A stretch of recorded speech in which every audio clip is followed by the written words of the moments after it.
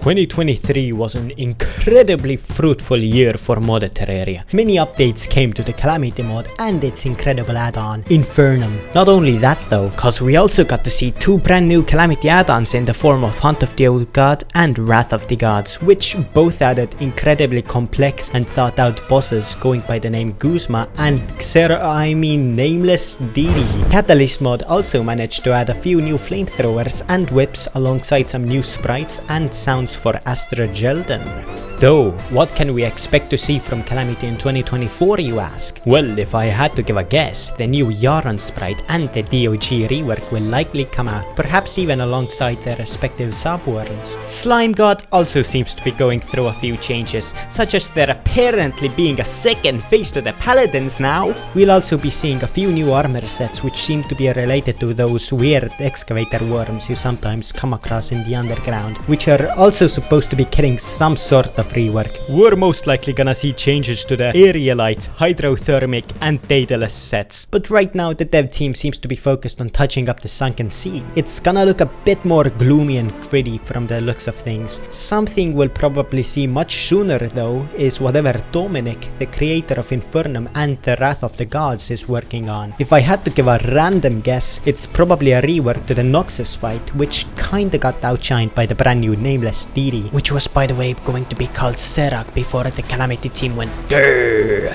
I guess I'll also mention that most Calamity bosses may find themselves having a master mode pet in the future. Enough Calamity for now though, let's move the spotlight over to the Split mod. Last year I thought that its 1.4 rebuild / port would come out this year, but apparently not. Though we have gotten a few juicy teasers showcasing reworks to a few weapons, a cool new mechanic similar to Chinese gacha game Rainforest Hook gimmick, and even a new weapon. I know it isn't much, but the team's in kind of a pickle. On the 6th of August, a dev claiming to be the final driving force of the mod informed us that they had to step down from development temporarily due to, most likely, the situation between Russia and Ukraine. Adulthood also interfered with the development for most, due to the mod barely providing any monetary value. It's first and foremost a hobby developing Terraria mods, since it's all free labor. These devs deserve a ton of respect for what they do, especially the ones that have to get over roadblocks to do so. Please, if you haven't yet, play through Split mod on 1.3T mod loader if you haven't yet. It still holds up incredibly well. But if you're feeling extra charitable, then feel free to donate to their Patreon, which I left a link to in the description.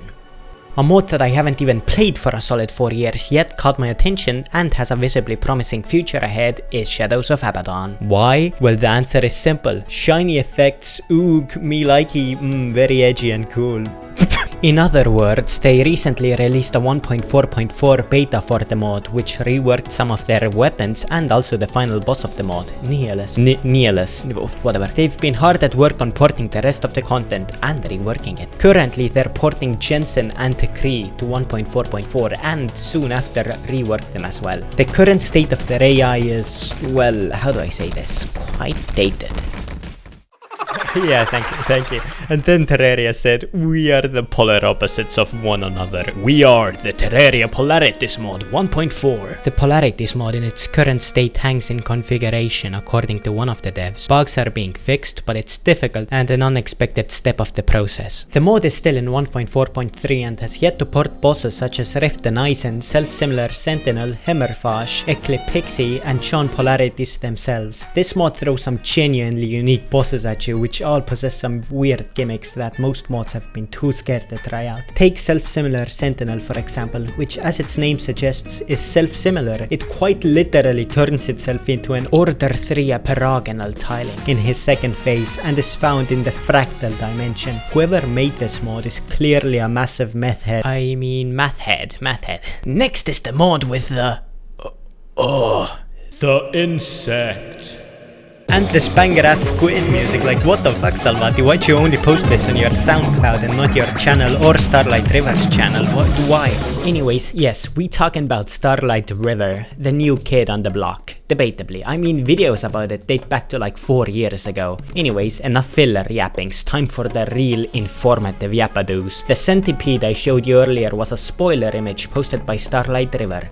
Kinda. Their version was a bit darker. I'm assuming it's gonna be the obligatory Terraria worm boss. But wait, this one has legs! Revolutionary content. This changes absolutely everything. Can't wait to see how they approach the worm AI. Let's be honest, they're probably gonna ace the test, as they already have with all their other bosses. The development is coming along quite slowly currently due to the devs dealing with real life shit, but that is completely okay.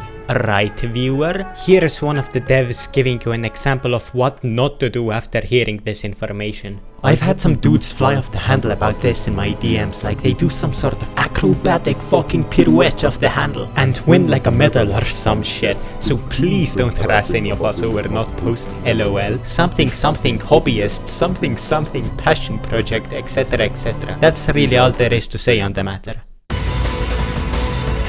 That goes for every fucking mod developer on the planet, by the way, so please don't harass those guys. Or the music composers.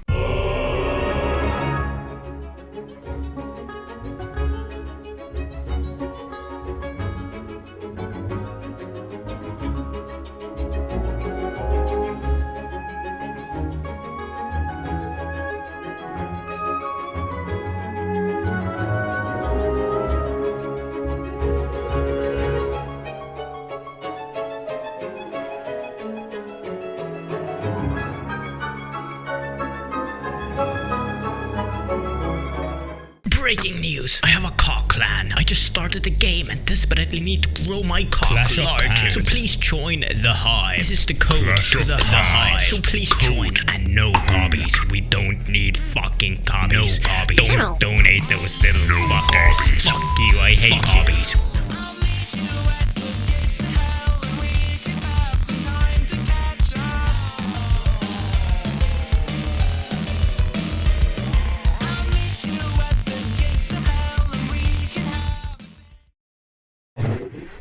This apple isn't bad. It's quite good, actually.